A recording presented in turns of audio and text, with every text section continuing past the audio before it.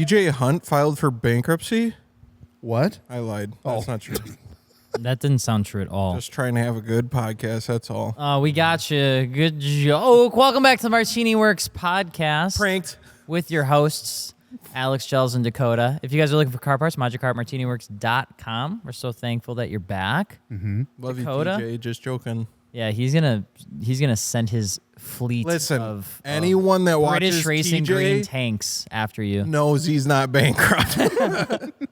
Dude, we seen him at Grid Life, and he had his trailer there, semi-trailer. That was nuts. He was drifting the 350 there. Yeah. Right next to T-Pain. I still remember, I like think a it was like the dream. beginning of this year. I remember I was like going out to find like some inspiration for the year for like our content and what we wanted to do. And I remember I hit the home screen and the very first video was a TJ Hunt video. It was like, Magnaflow gave me their semi-hauler. And I'm like, how in the hell are we supposed to compete with that? Oh my God. You're not. He's on his own level. He's in his own world. No, it's awesome. Welcome back. We've got a whole lot to talk about. We're going to be starting off with giving a little update on the cars, but more specifically, the GT-T build that we've got going on the main channel, which if you guys have not had a chance to check out yet, we highly recommend.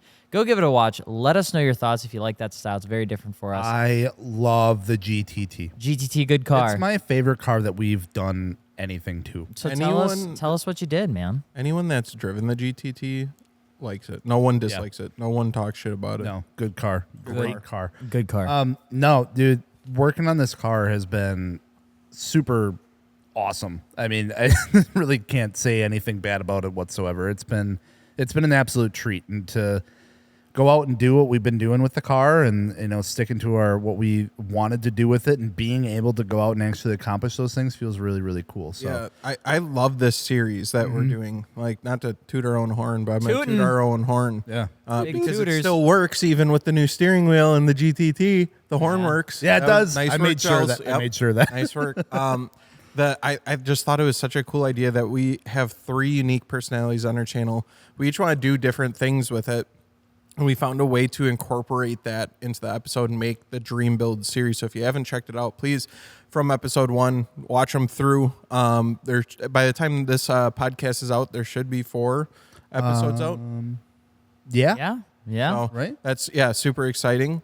So make sure to watch it, because the whole goal of it is like introduce it and then start knocking out our dreams with it. Yeah. So one of the first episodes we did, which was one of the coolest too, was the drifting. Gels, you got to drift an R34 at a closed track. Mm-hmm. That is something I never thought I'd be able to say. That's not many people can say that. It's freaking nuts. I remember, like, it's so wild because obviously, like, things move so fast. Like, we're doing so much all the time, which isn't necessarily a bad thing, right? But it's like you gotta at some point like make the time to just like take shit in and just realize what you're doing. And it was like, I remember we like broke for lunch and like we came back and we're all like sitting under the tent. It was hot as hell. We're all sweating, like the car's overheating. We're like, smelling of tire and everything like that. And it's like, dude, this is insane what we're doing right now. Like Michael came out from the track and he was like hanging out. He was checking out the car and it's like, dude, he gave us full access to this course because he believes in what we're doing, and like, he trusts us to do what we do. Huge shout out to US Air. Yeah, huge shout out to those guys for allowing us to do that. And it was like, oh my God, dude, like we are filming a video just about thrashing this R34 around this course, and that's just so insane. And the car did so fucking good. Yeah. That I could not believe how well that car did and how good it felt. Which mods were all done to it at that point too? So at that episode, the biggest thing, so obviously we had the Fortune Auto 510s. Yep. We put on the staged Knights, which pretty aggressive setup on it, but it looked good. Yeah. The Nexen SC1s, and then we had to swap out the differential, so we took out the viscous LSD that was in it, and we put in the Kaz 1.5-way super lock. So it is a 2-way. It is a 2-way? It is a 2-way. We put a 2-way in that thing. Oh, we did put a 2-way in it. That's a little bit noisier than the 1.5-way. That's why I was like, I don't know if that's right. It's rowdy. It's rowdy. And then we took out the Hikus system, put a lock bar in there, just to kind of keep that rear end in place. And angle wise, we didn't do anything outside of just the coilovers, and then we threw an RD wheel in it and a nice gritty shift knob to get it all feeling good on the inside, and that was it. HKS exhaust. let it hear a little bit. Yeah, yeah. It Still sounds very quiet. Still a very quiet car. Yeah, but I like it. It's Yeah. a good cruising tone. It's not very too mild. loud. It's It very needs a mild. downpipe. Yeah. Yeah, downpipe it will always. open up I mean, just a that's the little thing with cars. It's like it always needs more. But I was driving it, 2 hours, bit. Yeah, it's comfy. and I was like, It's comfy. "No, this is the perfect volume." You for said me." you got the radio to work. Well, Oh, the Bluetooth. I should brother. Yeah, I didn't know the Yeah. radio worked. Brother. And I drove Used it on- over 3 hours. Yeah, so Drove it all day. No radio, raw dog the whole flight. Yeah, so I have the Nissan Gloria. New Nissan record. Gloria has no radio. It just has like the OEM, but it only goes up to 90 FM. Yeah, so it it's doesn't got, actually like- take any US radio stations. And so I've just kind of always had this thought in my head that if it's an import, I just don't have a radio. And I'm like driving the car this last weekend. I'm kind of like looking around, and all I see is like the little Bluetooth logo, and I was like, it's got like a huh. it's got like a Kenwood head Japanese unit, right? Bluetooth, same as US Bluetooth, it has to be right? I would think so. So I press the Bluetooth button and it's just like disconnect. And there's like no manual to figure out how to connect Right. this thing. So I go to my phone, go to Bluetooth, look at my 70,000, connections on Bluetooth. And all I see is available Skyline. Oh, And it that says was the it. name. And I pressed Oh, it it. said Sky- And all of a sudden it just goes connected. That In was it. English? You're like, Yeah, I was like, holy shit, I'm in. in the mainframe. And I heard the very first song I played was Around the World by Daft Punk on like full blast Yeah, at like 6:30 p.m. on a Saturday. It could was- have been Who Let the Dogs Out, but I'm not letting the we'll dogs never be out. able to do that again. It was, really dropped the ball on that Wow. one. why would I ever play Not Who saying- Let the Dogs not saying Out out Daft of my Punk- own freedom? I'm not saying Daft Punk isn't a good song and a good choice, but like there are a lot better choices. Who Let the Dogs Out is a better That's choice than a Daft better Punk? choice. That's probably the choice. No, it's not. You guys- I did it once in You're a both wrong. G80 M3 and was drifting 4 deep and had Who Let the Dogs Out playing, and now it's a core memory. well, I'll tell you what. If you got the Bluetooth working, you could have had first pick on the song. Yeah, you figured it out, so you got right. So you're The right. only other thing better do would like be that. Who Let the Frog Out, I've, crazy frog version. No, we don't. That needs to I stay in don't know if I can 2006. get behind that. Yeah, we're done with that. The car's been awesome, though. If you guys and gals are wondering, is it worth it to pick up a GTT? Yes. I mean, if you can find a good example of one, we've yet to find a reason that it's not a great car. Definitely not the fastest car we've ever owned, but it is a very fun. So I got a Very question fun for you car. guys because I got asked this and I had an answer too. But it's still not a cheap car by any means. It's No. $40,000 Yeah. or so, give or take, more or less, for a 25-year-old Mm-hmm. car that's making how much?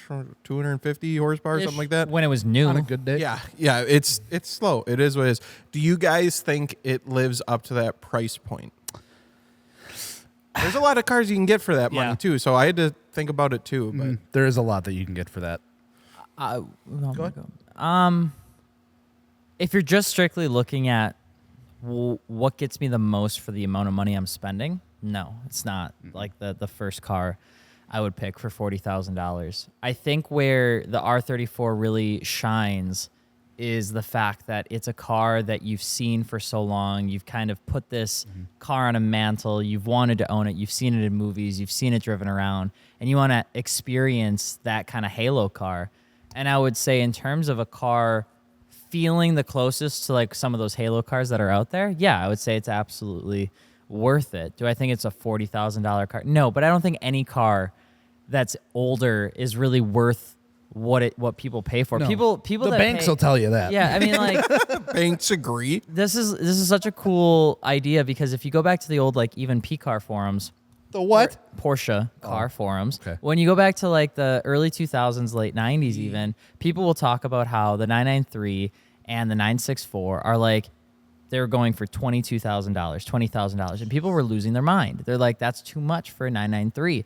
And then the early 2005, 2010 came around, and then they were $30,000. And now all of a sudden, that's too much money. Now you can't get a 993 for less than $80,000. And people are like, they're not worth that much. It's like, well, people will You pay. never said they were, yeah. People will always pay what they just think the car is worth. And if they think it's worth $80,000, they're going to spend $80,000. It doesn't really matter. So I think the Skyline and other cars like it they sit in that threshold of you're paying for nostalgia just Yeah, as much you're as paying for more than just the car. Like Yeah. it's like the car is what it is, but like what is it worth like to you and like to a lot of other people out there on top of just what actually is there. Every single time somebody takes a picture, that's $5 of the car's total value. True. Yeah, I think it just comes down to it, like that answer. You can't answer it for everyone. It depends on the person. If you're like a JDM nut, you really like Japanese culture, the R34 is iconic to you. I think that car is worth every single cent of it, and maybe even a little bit more, honestly. That car has been absolutely fantastic. But if you're a person that you don't really care, you like JDM, you like Euro, you like USDM, maybe you want some new tech, maybe you want to make some more power, decent power, you're driving across the country and just want airplane stuff. No, hell no. That car ain't going to be for you. That ain't it. 100% it ain't it. But I will say I have fallen in love with that car. I love it so much. It is such a good car. Being able to take that to Beaver Dam and dude, that I don't think I've ever been in a car that like quote unquote broke necks as much as that. Dude, every single person I passed was recording me. We had people follow us. Like we stopped at McDonald's quick and then we went to a parking lot like by my high school to film something and people literally followed in their car around like, the I just city. had to see it. Yeah, they're like, sorry for following you. That's weird, but we had to come check this out. This is insane. And it was literally every single spot that we went to. It was just nuts. So it had a cool factor. And seeing how happy people are when they get to check it out is just so cool. And the coolest thing was, too, it wasn't just like people our age or like younger kids. Like it was 60, 70-year-old dudes. When we rolled up to that car show out in the middle of like the farm field at some corner bar that had just, you know, a bunch of old muscle cars and like, you know, just old stuff at it. And it was just drawing a crowd the whole time. Like, I remember, you know, when these were coming out, we were like seeing articles of them and like obviously like the movies and stuff too. But they're like, yeah, that's super cool that this is here. You know, I've never got to see one in person. Yeah, we let them sit in it and stuff, and they like they were asking so many questions about it, and it wasn't just like, oh, it's only a 6-cylinder. You know, it was like that's really cool. Like like the conversation about like the engine size is never really I've never heard so far with everybody I've talked to with that car. They've never like diminished the engine output. Do you think if it was a 4-cylinder, it wouldn't be as maybe like I don't know. I think it's accepted the notoriety of the car because because people give the old like Integras and stuff just as much incredible love these days. Like you see those yellow ones out there, and it's like people just gravitate towards. I think like whether you love or hate the car, I think they just get a kick out of seeing something that they vividly remember still in such good condition and taken after that they don't necessarily like they would probably never buy it themselves, but they can appreciate that it was taken care of, and it's you can see the quality of it. I think that's what they really. Because a lot of them were like, this is in really nice shape. Yeah. Because they all wanted to see the interior. Everyone was like, show me, I want to see the interior. And then like the fact that it's not all torn up and like, you know, ripped and like faded, they're like, damn. Yeah. Is the R34 the General Lee for millennials? You know, you might be onto something there. Minus the jumping. flag. I mean, Brian jumped it in Too Fast, Too Furious over a bridge. You're right. That's all I'm saying. All I'm saying is they had a whole TV series like with one dedicated car. There's a whole. It wasn't just like one movie or one episode. Yeah, but like how many people watched? Yeah, but it's like cumulatively that show. I was gonna say compared to cumulative the Volkswagen views, Beetle, Herbie was probably. You think the previous generation's official car? Yep. I was gonna say Bullet, maybe. Why you gotta be on? Why you Knight Rider? Maybe Knight Rider's the cool. Hasselhoff. Don't hassle the Hoff. David Hasselhoff, good man. Was he a good man? That was a little bit before our generation. I'm trying to think of iconic movie cars. He was in now. SpongeBob. What other? I am trying to think. What are some iconic movie cars? I mean, yeah. If you The take Ferrari in Miami Vice, right? They have isn't that a Testarossa or 512 TR? For whatever reason, I don't know why, especially with all the Subaru slander I sling around, the white blob eye from I'm spacing on the name. I have it at home. I love the movie. Oh, Born to Race. Born to Race. Thank you. I was just spacing for a second. Just so you know, that one always stands out to me. Just so you know, the amount of people that come up to me to be like, "Hey, man, just wanted to say, love what you guys are doing with MartiniWorks. Can't wait to buy my wheels from you. Love the podcast, dude. I love it. Even though you guys hate my car, I continue to listen." And I'm like, "What car do you have?" And they're like, "I have a 2022 Subaru WRX. I have a 2012 Subaru WRX. I have a 2005 STI." I'm like, unlucky guys. bastards. Guys, guys, there's one person who hates them, Listen. and the other two. Oh my God. The other two are indifferent to slightly negative, but Dakota is the one that's got a bone to pick with them. I have a bone to pick, and I get that too, dude. People come up and they want to like show me their car, which I love. I love seeing what you guys drive. They're like, I know it's a Subaru. It's like, dude, you don't gotta That's how they always I still preface like. it. I love seeing a good Subaru. Yeah. Like, I think a white blob eye is one of the like just the pinnacle JDM cars. I think it looks so good. What I hate is the engine and how unreliable they are. That's what I hate. I don't like hate the looks or the like. It's dope. It's an all-wheel drive 4-cylinder turbo car. Love that. They look great. I hate how unreliable they are and how like people like, especially the owners, don't stick up for themselves. They're just like they almost put it on them. Like, I blew it up. It's just I don't know. It's like, dude, You're getting gaslit by your own engine manufacturer. Like, yeah, no, it's you. It's crazy. It's like Subaru knows that people are going to be tuning these cars and doing stuff. And I think other platforms do it really well where you can do modifications. You never think twice about it. See, I completely disagree. I think Subaru has absolutely no idea because nothing is built like to do anything aftermarket performance-wise. I don't know. I think they're making a killing at their like dealership maintenance areas or something. They must be. Head gaskets. I don't know. The new Subaru that I saw at Goodwood? Goodwill. Goodwill? No. That one, the black one? It's good. No. It's Goodwood Festival of Speed. Thank you. That one was cool. I like that one a lot. I thought that was rad. You know It looked why? Really mean. Because it was insanely expensive and not a stock Subaru. Yeah, but it kind of looked like one.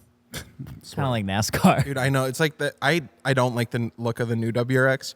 And then people will drop like 15 grand to get everything painted, matched, a bunch of aero on it. And they're like, see, it can look good. It's like, yeah. It should have you come dropped from that 15 way. grand to make it look good, like in an OEM plus. Like it form. should have came from Yeah, factory. holy shit. You painted the fenders. They should shouldn't have have to gone do that. painted.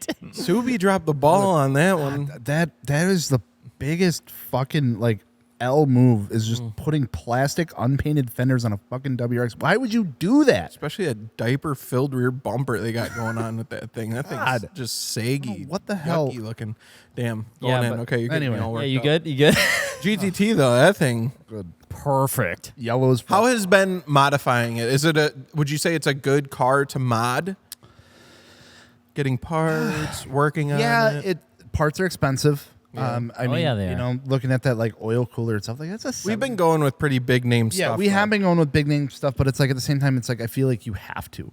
Yeah. You know, I mean, you gotta do it right, and that's like it's felt like there is that like pressure behind. It's like, dude, you got a Skyline, you better put fucking good parts on Not it. just that, you got a 35,000 mile like Yeah. one owner Skyline. And so it's Yeah. like, you know, that oil cooler alone, it's like you're not gaining any performance out of that. It's tucked in the engine bay. It's literally just to help the car survive a little bit. It's like $700. And it's like, still only doing like 30% of what it needs. yeah, to. yeah. And it's like, dude, holy shit. But I mean, like installing the part wise and honestly, availability for stuff hasn't been bad at all. I mean, I think we waited like a month or so on like the intake and the exhaust to come from HKS. But like install wise, it's been awesome. Obviously, it being only like 30-some thousand miles, it's super clean. Has been a joy to work with because nothing's like super seized up. The only thing is that all the plastics in there are just insanely brittle. Yeah. Any like plastic like under the car, any like the body clips and stuff like that, you touch it, just it poof, have all the right tools for it to do it. And it's like, okay, and it just disintegrates, and it's like falling. There's literally down. nothing It's you can raining do plastic, about that. yeah. It's just the way it is. But I mean, yeah, that is what it is. But dude, it's been a joy to work on. It really has been, and it's so like rewarding in a sense where it's like, oh my god, it went right. It didn't take 4 hours to do that install that was supposed to take 30 minutes. It actually took like 40 minutes instead of, you know, it was nice. Yeah, my favorite part was putting on the exhaust and not telling Dakota. Yeah, sorry about that. That was really easy. I think I actually felt good doing it. You're not even sorry. Are you? It was your idea. No, it was not. Yes, it was. Fun You were little under there. fact. Not. The reason you guys are the reason it's so quiet is because you put it on without me. It would have sounded crazy if I was there while you put it in. Wow, like that. No, it would have sounded great. Oh, What that All was. right, Goodwill.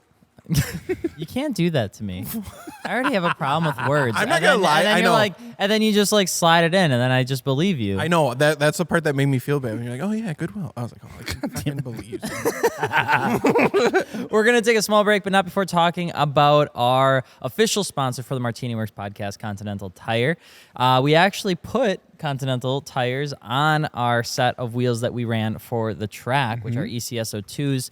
And that would be my second go around, because the next episode, I think when you guys are listening to this, we'll be able to tease and talk about that a little bit. We get to take it out on a big boy track. And man, it was incredible. The tires outperformed. I would honestly say the tires outperformed the car. It was an incredible experience. It's my second time running ECSO2s out there. And man, just incredible. Gripped up super well. Didn't have to worry about heat too much. And the best part about it is we ran 245/40 18s on the GT-T, which is a little bit of a meteor setup, typically not a stance at all, but you can feel that sidewall action so nicely. And that's because they build those sidewalls with use in mind. A lot of times with a sort of like track tire or anything that you really want to get a lot of use of, you want to make sure that sidewall can bend and kind of take some of that load as you're going around the corners. And the Continental did it perfectly. And the best thing about the tire that I experienced on it is that as I started to go through corners, if I started to feel that traction start to slip, it was a very predictable feeling. A lot of times with cheaper tires, you don't get a predictable feeling as you start to lose traction. It's either on or it's off. And there actually is kind of a science behind making that loss of traction a little bit more predictable, which makes the tire really easy to feel. So I absolutely love the ECSO2s. They've done absolutely fantastic. They're on the GT-T. I can't wait to show you guys and gals that video. And if you're looking for a good tire, ECSO2 is awesome. If you're looking for something that's a little bit more of a daily driver, the DWS-06 Plus, absolutely bang on tire. Gets the job done. Incredible stock, great warranty. And if you pick up some wheels with it, we will mount and balance them for free here right at MartiniWorks.com. We'd be happy to help you figure out what wheels and tires fit your vehicle so that we can get you set up before winter comes around, because this is the time to start picking up some stuff while everything's on sale. So with that being said, thank you, Continental Tire, for being a part of the MartiniWorks podcast. We'll be right back. All right, Alex, you buy a car every other week. What are some tips you have for buying a car? We recently picked up a Golf R. Giles, I don't know if you've told the audience what your wife picked up. Both of you have bought in cars. No, our wives. I didn't buy a car. Our wives are bowling out. You don't get to say that. I see you driving Maya's Golf R more than Maya driving Maya's Golf R. I know. It's because I love it that much. We need to sit down. Doesn't mean I bought it. If I go, hey Maya, who would you say drives it more? You think she's gonna say her? No, because I wouldn't either. I drive the fuck out of that thing. I love that Golf R. It's the best thing she's ever bought. Yeah. Dakota. Okay, Giles, what'd you get? Did you tell the audience? No, Giles didn't get it. I didn't get it. The wives are booling. Yeah, they got good taste, because Maggie just picked up a 2020 Honda Civic Type R, which is wild. That kind of came out of nowhere. A good decision. She was like, so random. It was so fucking random, because we went to Utterly Euro. It's a show that's right here, kind of really local, like not very JDM. Not JDM at all. But like, we're just walking around, and we've been to plenty of like car shows together, but it was like this one specifically. I don't know if like the vibes were right, like the sun was shining. It does have good vibes. It was nice out. Music, I don't know what it was. Just like, I want to buy a car. I was like, what? It's like, Jeep's paid off, doing Jeep things. Still love the Jeep. I want to buy a car. I'm like, I fully support this decision. Yeah. What do you want? She's like, I have no fucking idea. And so we were going through the list of things and like kind of looking at them and just keep an eye on like what's available, what are the prices, everything. This is a weird time to buy a car right now. It's super weird. And we came across like the FK8 Type R, and she was like, that one. I like that one a lot. And I was like, that would be a really good car. Like, 100%. Type Rs are fantastic. Yep. I feel like the newer cars, I'm like, just so you know, they're all manual. I'm pretty sure they're all manual. Everyone that I've saw was manual. They're all manual. Yeah. And she's like, yeah, I'll learn. I was like, okay.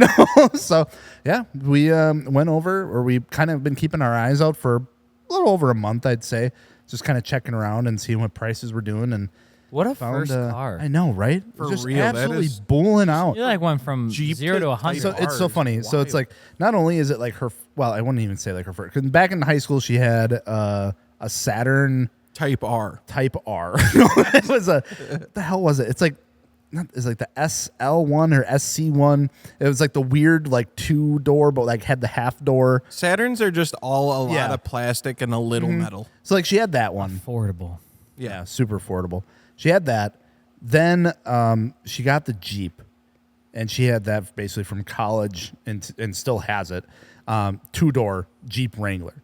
This is her like first 4-door vehicle, and it's like a car, and it's probably like one of the best cars you can get right now. And I fucking love that thing. It's a cool car. we found it over in Minnesota. We went and checked it out. Everything checked the boxes. It was super clean. Like, yep, we'll take it. She didn't even drive it. She rode along with because she doesn't know how to drive manual yet.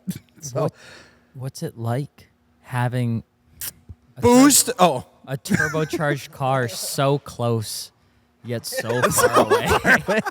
it's everything I need. I can have it when I want it, and then I can go back to my roots when I need to. Oh my god. No, it's been great. I've been driving it more than she has. It was so funny. We went and got it, and then she had head out of town for like a few days. So like Obviously. so it was like 3.5 days of her like not even like Of being course. able to drive the car yet. And she's like, yeah, that's fine. I'll get to it. I'm like, that's why I'd be losing my mind. 100%. If I bought a new car and wasn't able to even like touch it for like 3 days, I'd be like, And 100%. So she got back yesterday or on Sunday, and I was like, all right, are we gonna go? Do the old learning. We're gonna go drive it. So okay, and honestly, she did really good. Stalled a couple times, of course. Very new. There's a lot Rite of going passage. on. But yeah, we just kind of drove around the neighborhood and all the stop signs that are along the way. A lot of stopping and starting practice, and she's getting the hang of it. Did you give her the hill test? Yes and no, because it has fucking hill assist.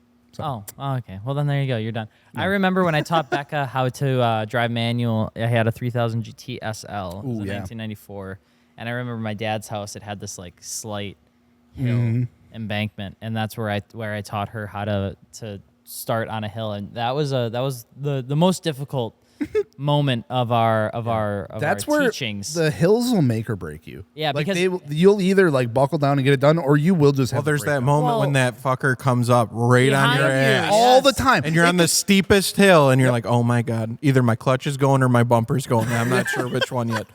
That was always the thing that scared me when I was younger too, because like we would go to Minneapolis, like Yeah. go to Mall of America, or go do something because there's nothing really in Eau Claire. And I remember we'd make that drive, and when you get into these like off ramps in Minneapolis, everything just seemed to always be like up a goddamn hill. Everything. And every single time I would drive in with like the C5A6, I'd park, it'd be red light, and then this huge fucking just one headlight, half the fender on the other side falling off. Can clearly tell they've done multiple hit and runs. Is like 6 inches away from my bumper. I'm like, this is how I ruin my car and potentially get shot. Because I just thought the big worst noise. part is too is like the general public unaware that manual transmission cars even exist anymore. They just like expect traffic to be moving. If that light's green and it's 0.5 seconds after it turns green and you're not moving, they're on their horn. Like they are pissed off that you're not going. Yeah. So it's like that adds another thing to it too, where it's like, say if you do stall like downtown and you're like trying to like panic to get everything started, the person behind you has no fucking clue what's going on. Yeah, They're they like, just think why you're an is this idiot. You're texting and asshole driving. just fucking sitting there? Move! And it's like, I'm trying. I always find it hilarious that when you're driving and somebody's going past you faster than you, they're an absolute maniac. But if you're going past someone on the highway, they're slow as shit and need to get the hell out of the way. Absolutely. How is there know nothing in the middle? You know what irks Because me you're really always bad? right. What drives me insane, and I try to pick up if I do it because you're right.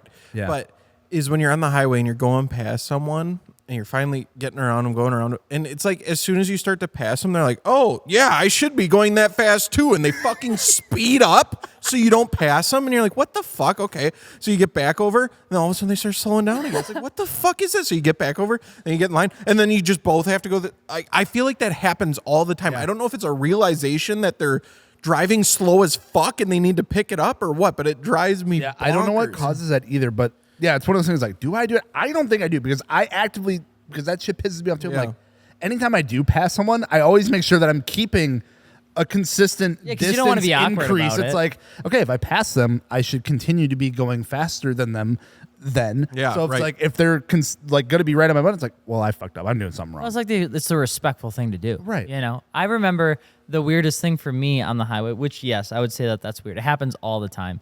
But it was a couple weeks ago where I was in the right lane. Car comes up, it's a Subaru, and passes me and gets back in the right lane and slows down. I'm like, okay.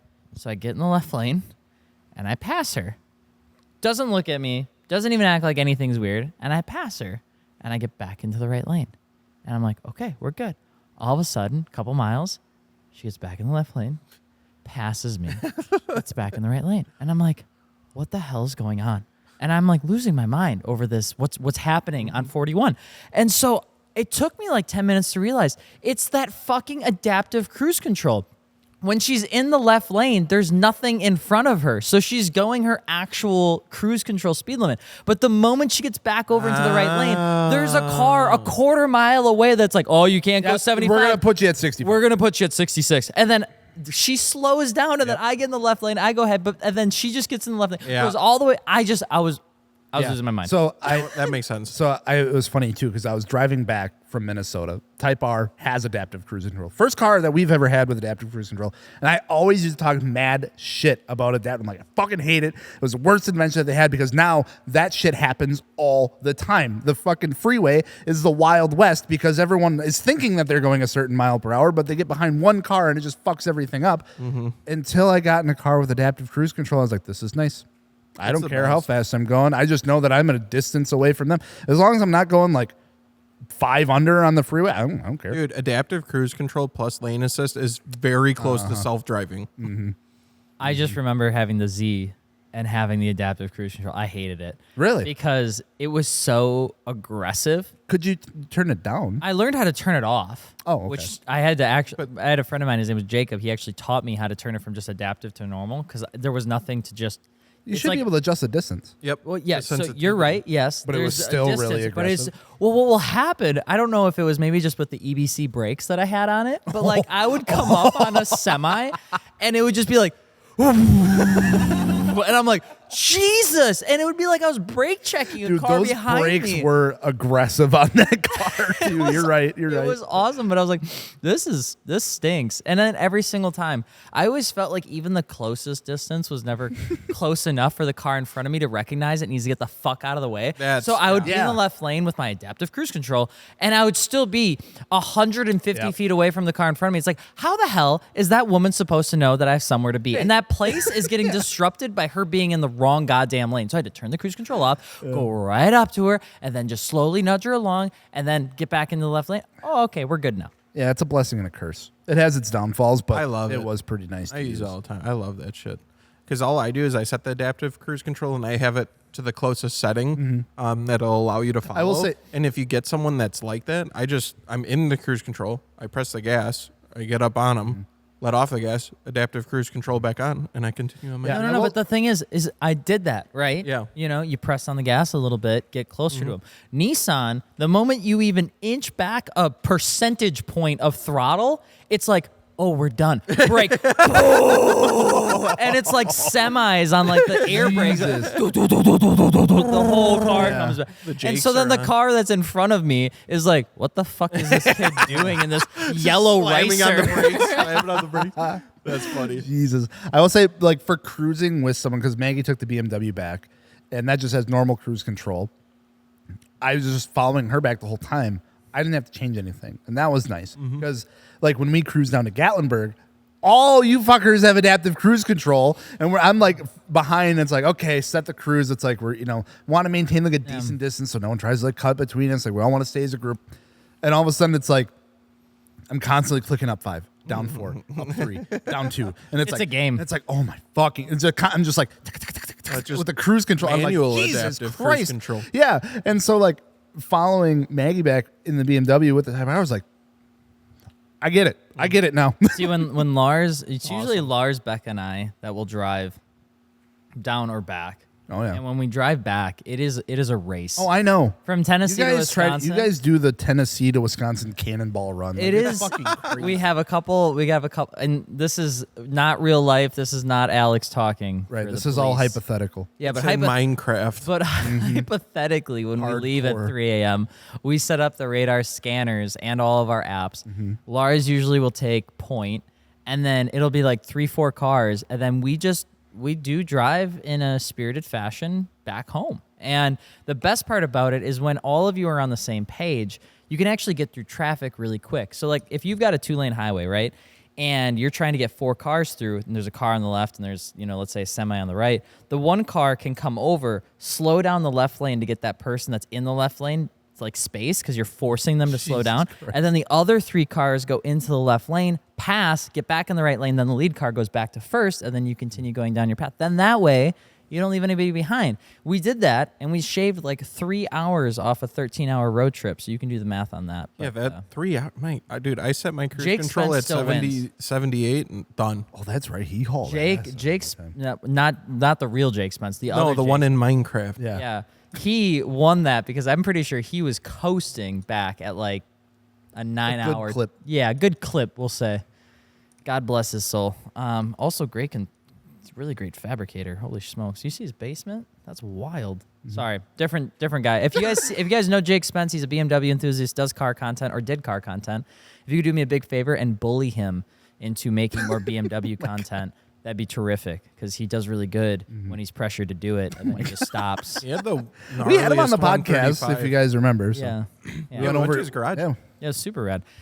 What do we got outside of that? Oh, we were going to talk about something else. we're- Yeah, we were going to talk about like Tips for buying cars, and we Yeah, just since went on a we all tangent. just bought them. Yeah. Like, what are some things you look for when you're buying a car? Did you break that chair?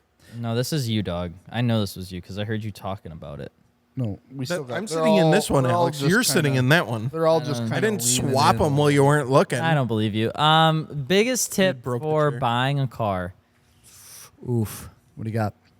Well, I will say this. One of the things that I have looked at is if somebody says that they haven't like abused their car or like tracked their car, I'll always look at like the tire sidewall, because you can actually tell if they have or haven't. Because like the sidewall, Big sidewall. if it gets guy. used, you'll see the actual You use can on see- like yeah. the side of it. So that's usually what I'll check. Typically BMWs, like M cars and things like that, they'll be like, oh, it's never been tracked. Everyone and then you takes look their at M it. car to a tractor. I was It's gonna Yeah, say, everyone. It's pretty safe to assume they've just all been beat Yeah. the piss out of. like you literally can buy that car, and they're like, "You want to go to tractor? We'll take it. We'll take it across the street. I've seen it. It's just I don't Been care there. if someone beat the piss out. I just want to know that they took care of it. Well, I think that's there's, all I care about. There's a difference between driving something aggressively and driving the piss out of it. I think driving aggressively is still understanding like your engine needs to warm up, your engine needs to cool down. You need to do this, you need to do that. And there's another thing where you just turn a car on, and you take it out of your garage and you go buck shit wild on the way to work when the engine's still cold. And that is a problem, especially with cars that have, like oil starvation issues and things like that. So I'd say that's probably one of my biggest things. Let's see what else. I always take one of them counterfeit markers they use on $100 bills, and I just on the side of the door, and it's been good so far. What does it show? Just Yeah. if the car is counterfeit, I would assume. You got Oh. the rep cars out there. You got to Yeah. be careful for. Do you do that on the exactly. wheels? No, but I should start. Oh, we need a rep wheel marker. Rep. You just don't give it- hold it up to the light. Yeah, I you're can good. see it. Yeah. I will say one red flag I have is like if I was looking at a modified car and there's a part on the car that's not painted, that's a red flag. Really? You're telling me that you got far enough to install the part but not far enough to paint it? What other corners Okay. are you cutting, bitch? That's yeah. Okay, you're not wrong with that one. yeah, what are You're you not doing? Wrong with that What are you one. doing? You doing an oil change but keeping the same oil? I don't Glad I- trust If you. the car is modified, that's a red flag. Glad I finally painted. I try to buy a car as stock as possible. And Yeah. Yes. Yep. I think we've talked about this before, but bad photos is the biggest, easiest red flag ever, 100%. too. If you got 2 photos, red flag, your car's a piece of shit. I'm not buying it. If you got 4 photos, but they all suck and they're blurry or from they're a all mile away, downloaded from or you Snapchat. have your dumbass, stupid-looking thumb in the fucking photo to cover your super public, most public piece of thing that you own, you're an idiot, and I'm not buying your car. Oh, the Snapchat Dude, why the fuck bad? if the only photos of your car are from a Snapchat fucking memory that you had to download to post on your Facebook Marketplace? I've ad? literally seen What people. the fuck are you doing? The opening clip for their for sale ad is them doing fucking 2-step with their 2-megapixel phone. I'm like, who the fuck is gonna buy this? Are you joking? I always it's love insane. I always love the captions that are with the Snapchat photos though, because it's like Yeah, it's the yeah. screenshot of them not thinking they're selling the car. Right. So it's like the 2-step fucking Finally got it running again. The 135 and it's like shooting flames, fire emoji, fire, wah, bah, bah, bah, bah, bah, bah, and it's like never been abused.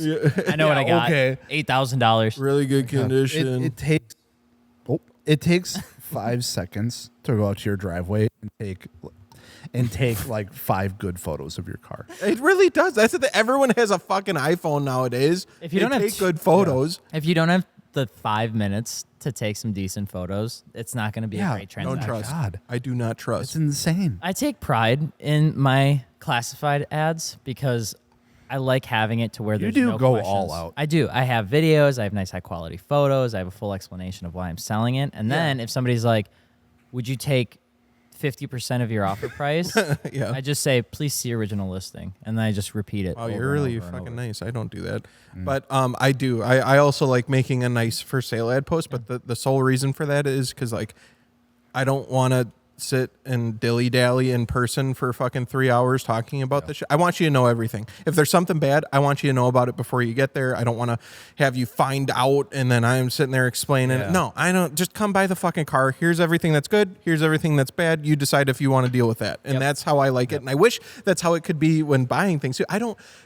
So many times I have asked specifically, like, I'm still interested in the car if there's minor things, but is there anything wrong with the car? Please just tell me now so that way we can discuss it.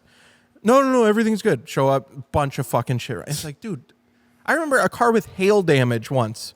Oh my God. They had photos without the hail damage. I asked, is anything wrong with this car? I waited an hour. They were an hour late to showing up, and they show up, and the entire roof and hood is all hail damage. One of the greatest things Facebook Marketplace has done in the last year is introduce seller ratings.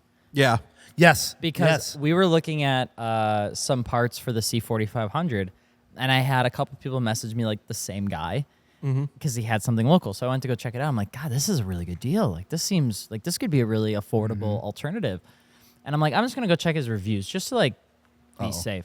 Dude, guy had 68 reviews, 1.4 stars. Yikes. Yeah, every single. He's late. He never shows up. He doesn't answer. He sold me the wrong parts. He doesn't sell me the right number. It's not the right engine. It's not this. It's not. I'm like, okay, never mind. Thank you. Yeah. No, that is a nice thing. We should all take that more seriously and really use that rating system. Yeah. Because there are some straight up idiots, Dude, on there. I've met some good people though too. I was Dude, saying, some idiots. Yesterday, we bought a set of wheels for an upcoming car build that I'm doing, and it was the opposite. I met like the nicest guy in the world. He was an absolutely A incredible 5-star? human. Definitely, I rated him 5-star. Ooh, let's go. But we sat and we talked. First Did you have off, to tip?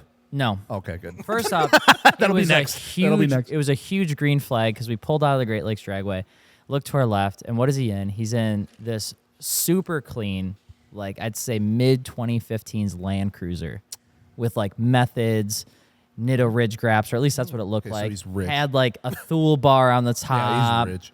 And Thule you know, bar, he opens up the back. He's got the boxes, the wheel boxes and stuff like that. And then you start talking. He's like, "Yeah, you know, I just don't need these for my car anymore." We're like, "Oh, what were you planning to put this on?" And he's like, "Oh, a Cressida." I'm like, That's "Oh, cool. that's kind of cool." I was like, "What's done it?" He's like, "Oh, it's like 1UZ swapped. It's this, it's that." I'm like, "Oh, Jesus, this guy's I'm like, loaded. that's really rad." But he wasn't young. You could tell that he was like original OG Civic days kind of guy. You know what I mean? And then we start talking even more, and he's like, "Yeah, I was gonna try to keep them to make something else work, but they don't really fit on the 2002, and they're kind of a weird fit for this." I'm like, "Wait, you have a 2002?" He's like, "Oh yeah, I got a BMW 2002 Turbo. Do you want to see it?" And he shows me a picture, and it's like an immaculate clean car. Then he goes on to talk about how he has Honda S2000s, and he's got this, and he's got Bragging. that. But like never, nothing about it felt like he was doing it to tell me, you know, look at how much money. It was all just like it came into the conversation. It's like, if you want to hear about my cool shit, yeah, he's I'm like, happy yeah. to tell you He's about like, it. this is what I do, blah, blah, blah. He's like, yeah, I really want to go to SEMA this year. I love going. This, that, and the other thing. You know, unfortunately, because of my business, they won't let me go anymore. So now we're bringing him to SEMA. He's like, So we hired him. So we hired him. Just kidding. But no, We super fired nice him. guy. Gave him a 5-star. You're about to be fired. Put the wheels in the trunk, man. Just put Oh the my wheels in the God. trunk. Okay. What? Have you? You're chronically online. You don't know that meme? Put fries in the bag? Yeah. Line? I'm not chronically online. I spend less than 4 hours on my phone. I don't believe that. Today. I don't believe. Well, maybe not before in the noon. Maybe not in the last 3 days. I've been out and about in the last 3 days, but typically during the Yeah, work this week. weekend was pretty good. What wheels did you get? Yeah. When does this video go live? I don't think Like he was Friday? I didn't think he was gonna do it. I just No, I wanted to can't see if tell I you. catch him. What slipping. car are they for? Yeah. Can't tell you. Oh. Wow, that's a lot of secrets. Big secret guy. Yeah. Secrets are no fun. Yeah. Well, I'm not even gonna tell you what I got for lunch then. Sacred secrets hurt someone. That's fine. Yeah, I know what bet you'll Joe's got wonder. for lunch. No, not really, because you guys We are kind of all the same. got Subway for lunch. Yeah. Okay. All right. Well, I was gonna say whatever one of you gets, the other person's within 10%. Subway is not something you eat in the car while driving. No, Fact. because they shove it full of We've lettuce. talked about this before. I don't think you should be eating while you're driving. Period. Yeah, I hate eating and driving. Eat a snack. There's scenarios. Eat a snack. Be an adult and save your hunger for when you're done. I can't do it. I'm hungry always. No, have a snack. Get a Cliff Bar. Keep your car. Bar. Keep do your like car Clif- clean. And then when you get to your Throw me destination, off your reward can be your dinner. I don't need a fucking reward. I'm an adult. I can force a reward in my mouth while I'm driving. So terrible. So terrible. I'm so anti eating main food in cars. It's not even funny. Yeah, I just don't like. It's not enjoyable. I No, don't like it's it. and it's gross. I'd Like, rather whole take the concept 15 minutes is- just to sit at some gross gas station table and eat it than in my car. That's why I just say Cliff Bar, man. It's always the easiest way to go. I'll fucking eat a pan of lasagna in the car. I don't give a fuck. If I'm hungry and it's in front of me, I'm eating. A pan of lasagna in the car is crazy. Dude is like, I'm That's a trying wild to concept. trying to shave 3 hours off, but won't eat in the car. No, I won't eat. Like again, I'll have a breakfast or I'll have the Cliff Bar, and then I will wait. Cliff Bar. Sponsored by Cliff Bars. I wish. You know how much those things cost at the gas station? Yeah, you gotta no, buy I them in know. bulk. I know. You buy them at the grocery store. They're a little. Well, okay. So one thing when you are, I'll give you a tip because I like eating in the car. Obviously. While you're eating in the car, you need a smooth ride.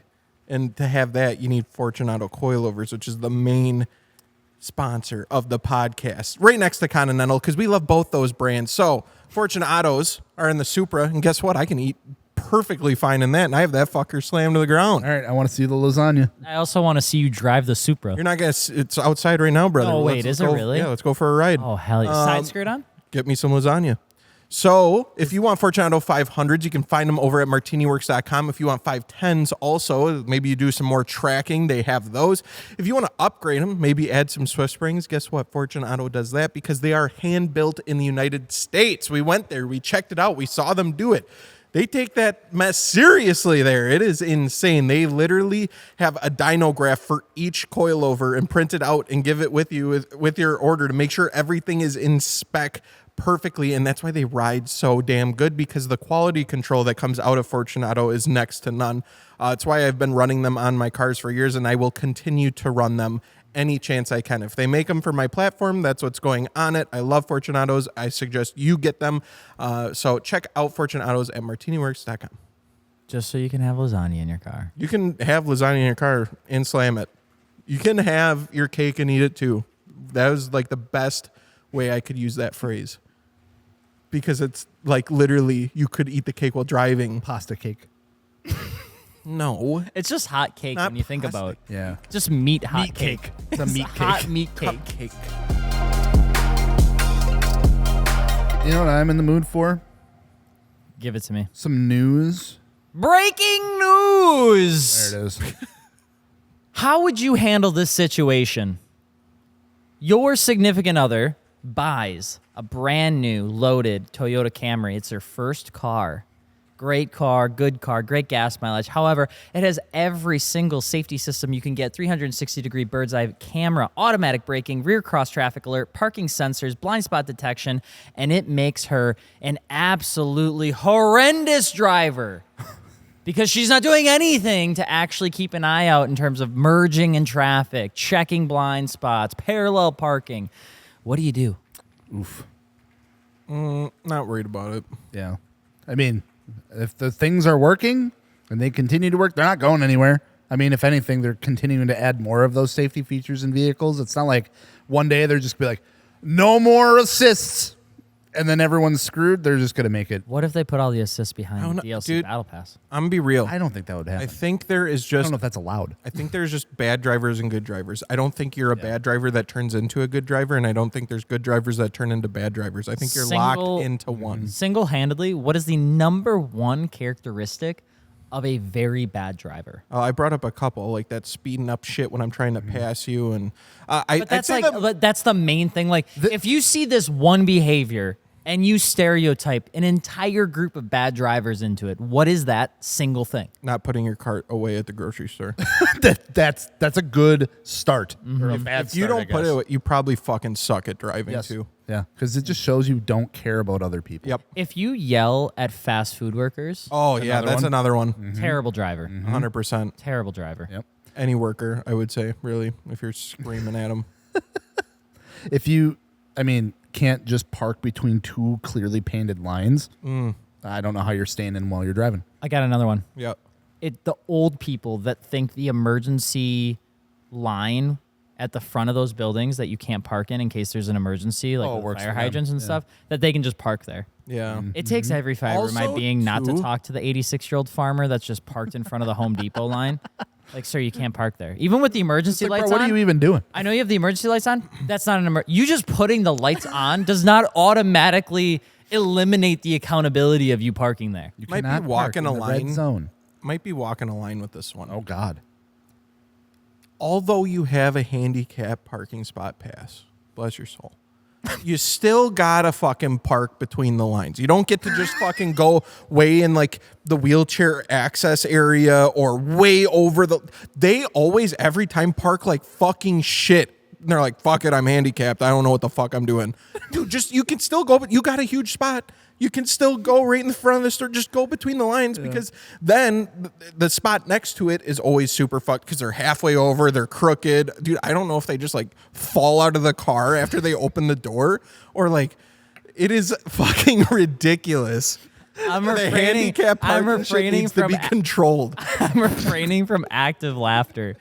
But the thing is, too, is like those He's not spots, wrong. those handicap spots are built with a lot of space around them, too, right? 'Cause, like the and side they of still the vans- manage to use all of it. And then what happens is they do make a very terrible parking spot. And then they get mad at the cars that are parked in their normal parking spot because they didn't give them enough space. Dude, I got one. I got one. Okay. If you're putting the entire front end of your vehicle over the curb onto the sidewalk, if you don't stop your car until the front wheels hit something, you're a bad driver. Dude, I have to say, I was telling Giles this story because we talked about this actually outside of the It's podcast. insane.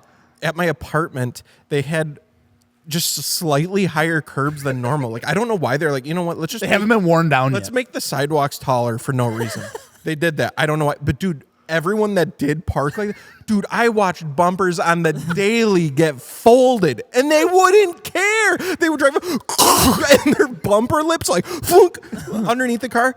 Wouldn't back up. Wouldn't just get out of the car. Beep, beep, fucking walk into the part. I'm like looking at it like, dude, I'm surprised your airbags didn't go off. Dude, it's insane. People it's are like wild. Like you go downtown and there's like, like when you have like the pull-in parking downtown or whatever, and there's like, good.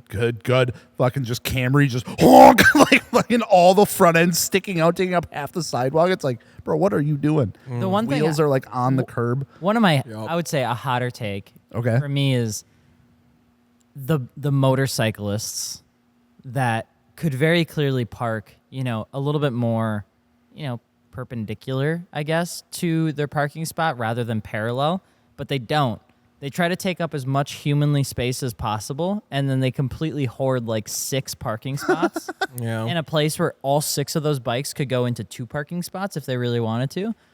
Bad driver. Yeah. I haven't ran into that much. Downtown, I run into it all. Yeah, I was gonna say downtown's a big spot for that. Okay, other news. This is kind of a heated topic that's going on right now. I don't know if we spent any time talking about it, but there's a continuous ban going on with K-trucks right now in general. Another state effectively has banned them and has actually reversed their ruling on continuing to allow K-trucks to be registered. And they're now asking these owners to either revert the registration or refusing to title or license further plates for them. Don't they have to be grandfathered in? No, they don't. That's fucked. So if you guys don't know, the 25-year rule is a federal ruling. Mm-hmm. And so now there's an association called the AAMVA. Okay. They enjoy being AMVA. absolutely fucking cucks. And they've essentially provided a recommendation to the state legislatures that K-trucks should be banned from all public roadways. Why? Why do all these people hate K-trucks so much? Because Why is it such a bad thing? they've effectively deemed that they're unsafe. How do they Okay. do that when I've seen more states than ever start legalizing side-by-sides for road use? Mm-hmm. How is that any more safe than a K-truck? That's the whole point. They're saying it doesn't matter. Make Are it they make sense. like they bored? What? They just they got to change K-truck- something. I don't know a single person that's ever been hurt by a K-truck. So here's the here's the even worse part about it. So I just did a video on this too. The people that are the AAMVA is like a 501c. It's like a not-for-profit, and it's just like an advisory board. Like they're not like a governmental body. Then how the fuck are they Okay? doing anything? But here's the thing that's wild. Is Who are these people? the states essentially come on board and they subscribe or partner or become part of this group, Comment down the below. AAMVA. And then what they do is they take the federal on that board. federal government, they take what their rulings are, and then they provide the recommendations to the states. The fuck shit about it is that there's no conflict of interest. So the main director of transportation, I can't remember her name, is one of the security officers for the AAMVA. So she wrote the ruling, part of the ruling, to say K-trucks should be banned, then gave it to the state of Maine, which she's a responsible party of, took that and said, hey, the AAMVA says we should ban K-trucks. Can I ban K-trucks? And Maine was like, I mean, I guess if that's what they say. And then she banned K-trucks.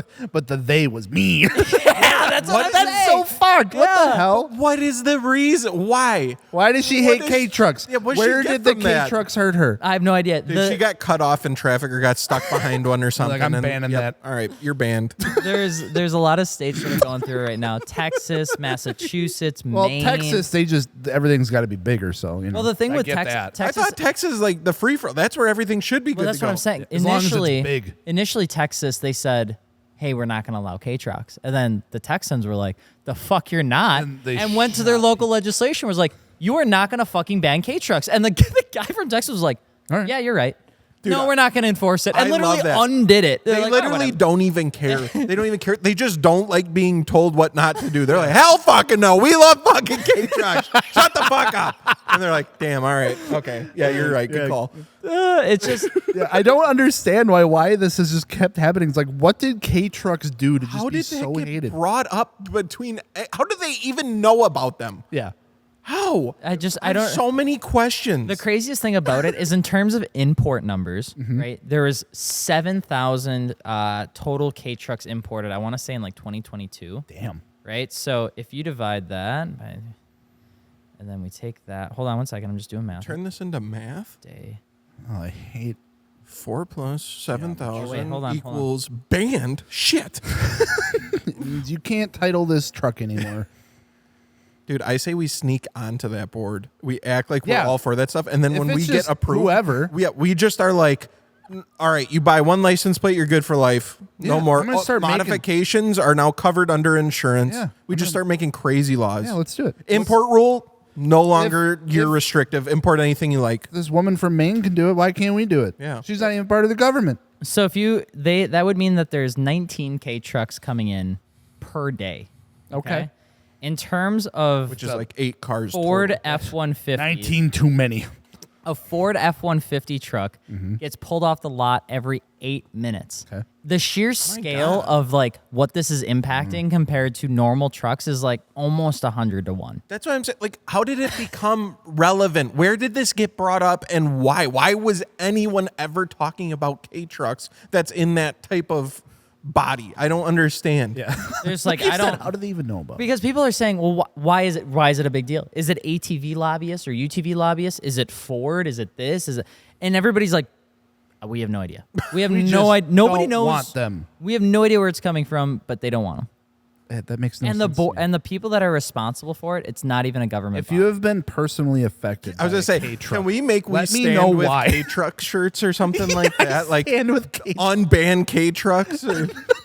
K-trucks aren't illegal. That's what we need to make. The best part shirts. about it is like most of the people that I've met that are K-truck owners are so loud about this, which is awesome Good. because Good. most They of should be. these Well, yeah. guys, they're like they have them for like functional use, or they're taking Right. them from side to side, or like from farmland Side to by here, side. to like, and all of a sudden they're getting banned. They can't take them on the roads at all. Well, yeah, that's the super fuck part. It's not like, okay, we're going to stop the import of them. You can't register them anymore. It's like, no, we're going to not allow you to do with the one that you've had for 5 years already. It's also like, you terrible. Can't fucking do that. It'd be different if they said something kind of like, because people keep comparing it to motorcycles. How can you say that's unsafe, but then have motorcycles on Right. the road? And so I would say a realistic response would be, hey, if you want a K-truck that can be driven on the street, you have to pass some sort of certification. Or you get a special plate for You get a it type rating. that says you can't be on the highways. Something like that, right? Where it's like, if it's on the highway, you get pulled over, you can't be on the highway, right? that makes sense. Yeah, like the Grom. That's reasonable, and that would be an expected response. But these states are so goddamn like lazy. They just take this recommendation and they're like, "Yeah, sounds good." Approved. Banned. Everywhere. Silly. That don't In make other any silly sense. news, Stop banning shit that don't matter. In other news, Mazda quietly ditches key fob remote start for subscription app. Wait. They were gonna do that? Yeah. Oh. What? Wait, how does that fucking work? What? So it would just be like on your phone? Yeah, so essentially, Mazda's latest brand to find itself in the middle of a fight over subscription features on cars after quietly removing remote start functionality from key fobs in 2021. Since then, remote start has been controlled through its Mazda Connected Services app, which was available to new owners via a 3-year free trial. But as that free trial is ending for its early adopters, there's been a growing uproar among Mazda owners who are discovering a core function will now cost them $10 per month. That is insane. $10 per month for remote start is fucking asinine. Could you That's imagine? insane. And they probably paid like fucking 40, 50,000 for their it's a SUV. brand new vehicle. And then, yeah, all of a sudden a feature. Oh, dude, that is. Oh, I don't like it here anymore. I want to go home. God, they're doing it. They're doing it. Mazda Battle Pass. Oh my Mazda! We want Mazda to win, right? Like we like Mazda. like I Mazda. did. Until I started hearing shit like that. It's like, They can kick rock. okay, but here's the thing. Are they the only ones doing that, though? No, I because feel they're like taking the definitely same. not. They're getting the same. They're just following the trend everyone else has. no. because They're following the BMW trend of trying to put subscriptions behind everything. Yeah. Well, BMW backed out. I don't like that. I'm glad they backed out. I've been talking pretty highly about BMW. They start doing that shit, they're dead to me. Two more things that I think Suck we an can egg. talk Yeah, about. what you got? Hit me with it. The M5 Touring. Let's Okay. go. We spent some time talking about that. A Wagoo. little bit above 700 horsepower. We won't get it. No. We are. It's coming to the States. Confirmed? Confirmed. All right. I And still if won't buy it's it. Too successful, much. they keep saying that they might bring the M3 wagon. That'll never happen. That's dude. I'm stoked we're getting any type of wagon though. M5 wagon's gonna go so hard. Oh my god, I'm so excited. That's it- sick. Going to be heavier? what, the Touring? M5's already pretty big. So Can they add more weight to it? So apparently it's pretty much the same weight, same power, same How? everything. They just How do you add more cars same weight? okay, the back of the car goes from this to just this. That's it. Yeah. That's all. And you get a little hatch. I think the M5 Touring looks better than the sedan. Yeah, I can't agree. I agree too. can't get over Like the M5 looks like it should be a wagon. exactly Because it's that big. that Yeah. front is so It's like they put Huge. a trunk on a wagon. Yeah. those cars though are going to be the reason why our taxes go up, and that's the old man in me saying it because they weigh so goddamn much. All right. Dude, those Ban M5s. Too heavy They for already the did. roads. Destroying the roads. Yeah. They're heavy as hell. they really are heavy. They're- Easy. Jesus. Easy. What? What's wrong with that? What's wrong with heavy stuff? I don't want to pay more for taxes because you got a heavy ass fat car. Damn. Didn't know he had a heavy ass in Didn't it. know I was paying more Calling taxes it because of my fat, but all right. Texas sues General Motors alleging illegal selling of driver data. Does that seem like anything new these days? So they're weight. Like, Texas? The state of The Texas state of Texas. is suing General Motors What is for that? selling data. What is it? How does a state sue somebody? Imagine having so many constituents sending you templated emails to say, stop letting our data being sold to offshore accounts. And finally Texas being like, all right, bet. And they go and they draft up a letter and they go, hey, General Motors, we're suing you. The entire state is as a body. We are suing you. If one state does it, couldn't every state do it? Imagine getting sued by Texas. So That's how you know you Don't fucked up. want them. Yep. Don't mess with Texas. Don't want to be sued by Texas. Don't mess with Texas. It's actually a pretty. So what is that? Is that going to do anything? Is it just going to be? It's a headline now. Nothing ever is going to come of it. So no, I mean, what's going on? So for those, I mean, I think people that are listening have probably heard this before, but data privacy on cars has become a growing issue. Fucking Wild West and right now. Exponential concern. Very similar. A lot of people would bring this back to like the early ages of like the .com bubble, if you remember. Had all these websites, all these domains, everything was going crazy, and the internet was a very scary place, especially if you did not know like what you were doing. And so it took 5 to 10 years of a lot of regulation to finally put these guardrails around it, which I would say for the most part is the right thing to do. Data privacy in cars is a complete Wild West, complete shit show, you have to agree to, there's no opt-out. And that's the biggest thing that's really upsetting people is that there's no way to easily opt out of this. It's if you buy a car and you go to sign, you can't sign and opt out of it. Well, it's like your Z, right? Is that what we're talking about? Literally, it's like that. Those like all those data things that they're sending you and emailing you saying everything, where you went, how fast you were going, all that. That's crazy, dude. Yeah, so this is really cool. So I'm just gonna two comments here. From the article, it says, unbeknownst to customers, by enrolling in GM products, they were agreeing to General Motors' collection and sale of their data. Despite lengthy and convoluted disclosures, General Motors never informed its customers of its actual conduct, the systematic collection and sale of their highly detailed driving data. So then another Redditor said, I requested my file from Lexus, and it includes every trip the vehicle has ever taken. On his Lexus Nexus. And has ever taken, and shows how many acceleration and hard-braking events happened on the trip. How many times he went over 80 miles an hour, how many times he stopped, how many times he made a stop and the associated location. Like, pretty much crazy, anywhere the car had been and done. That's what's tying back to that Toyota bullshit, right? Like, they're starting on fire, and they're like, well, you went over 80 miles an hour this many times exactly at this location at this time of day. Well, the speed limit was this. It's like, how do you know that? Yeah, that's kind of that's crazy to think about. That it's not everything is just being tracked. Worried about TikTok and DJI drones. We got our cars fucking. Well, that's the thing that I'm saying. It's daily like report cards to our owners. Or such selective bullshit with that sort of stuff, so in my opinion. It's like you get the masses upset about an application, a social media application, which if it's on your phone, at its worst, it's tracking your phone, right? And you hope that you're. I mean, iPhone's been absolutely they've made it seem like iPhone's the good guys, right? You have all this privacy, but really then just Apple has all your data instead. But like General Motors has an onslaught of data. You know, these companies have so much and it's worth so much money. The first company to actually figure out how to sell a car and gain the next generation's like version of confidence in their data privacy is 100% going to win. Like if I knew I could buy a car and it wasn't tracking every single thing that I did, I would feel better about it personally. Well, no one asked for that. No one wanted that. No. Not one person was like, yeah, that's a nice feature. Digital capitalism. They're literally doing it because they are told that they can't. Or they're not told. Well, that that's they the can't. whole point. We're like, I'm going to do it until I'm told otherwise because we can make a lot of money. That data is everything, like you're saying, because now they can sell that data to so many different manufacturers. So much. Yeah. Yeah, and to just kind of carry on that conversation, you go over into like the internet privacy world right now, and it's wild, right? It's like companies are suing Google and Meta every day. Yeah.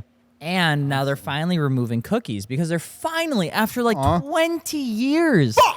They're like, hey, maybe we shouldn't let people, like a company, just place something on your computer to just keep track of what you're up to. You know what? Here, I'm willing to deal with them. I'm a You're gonna dealing eat 'em? man. No, get off the cookie shit.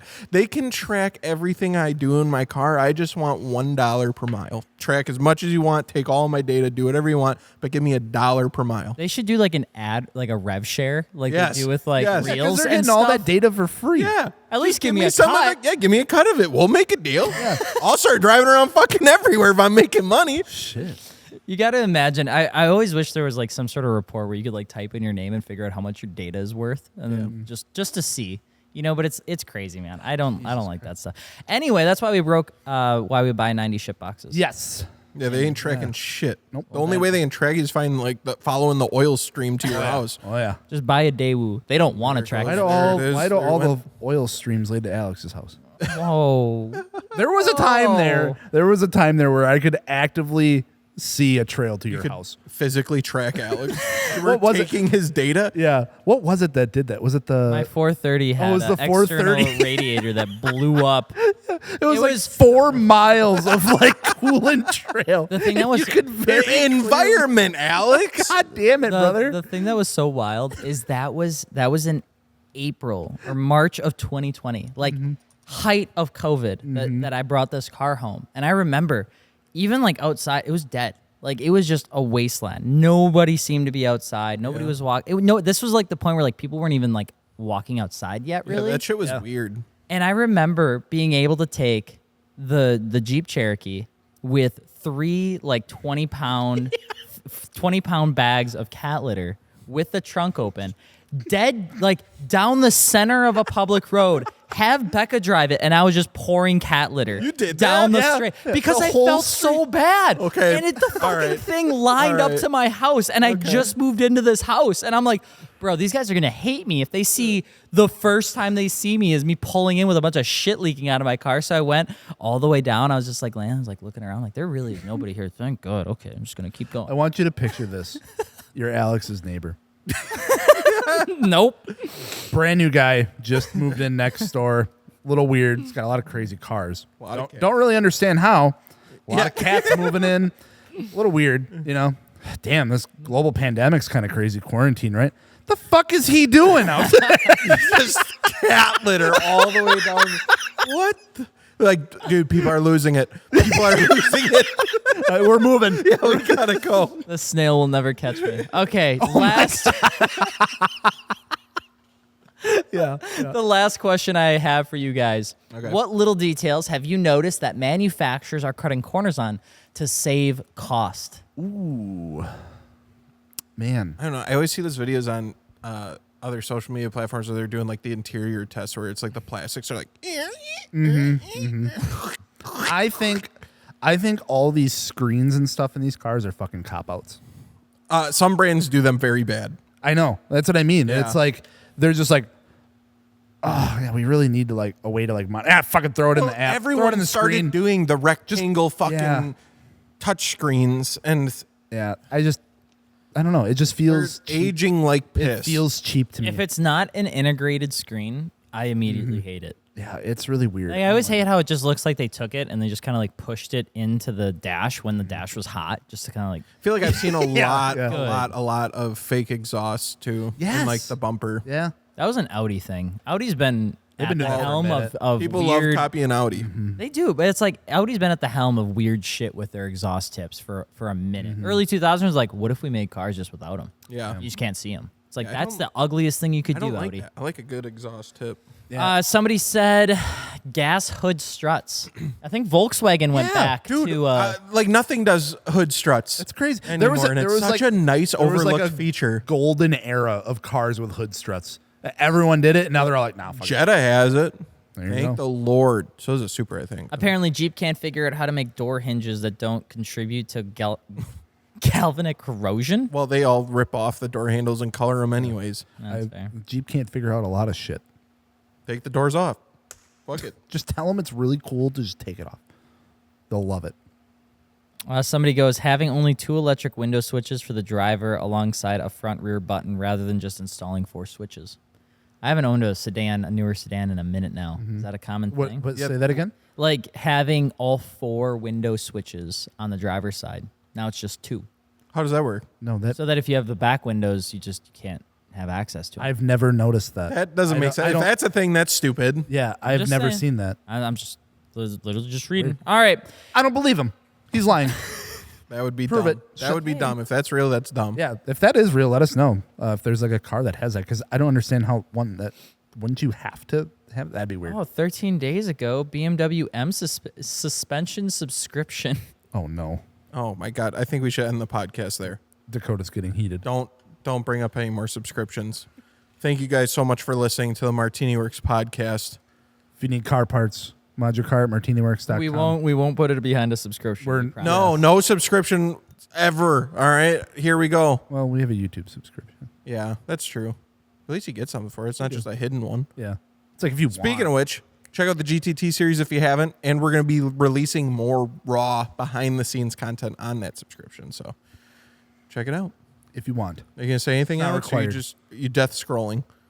he's death scrolling. There's He's so addicted to his phone. There's so I'm much. not chronically online. Scroll through Reddit for an hour on the There's podcast. just so much EV garbage on that subreddit all the time. gross. There needs to be a Reddit for modified car news and sports car news, and not just the Citroen is coming in beige and not just brown. All right.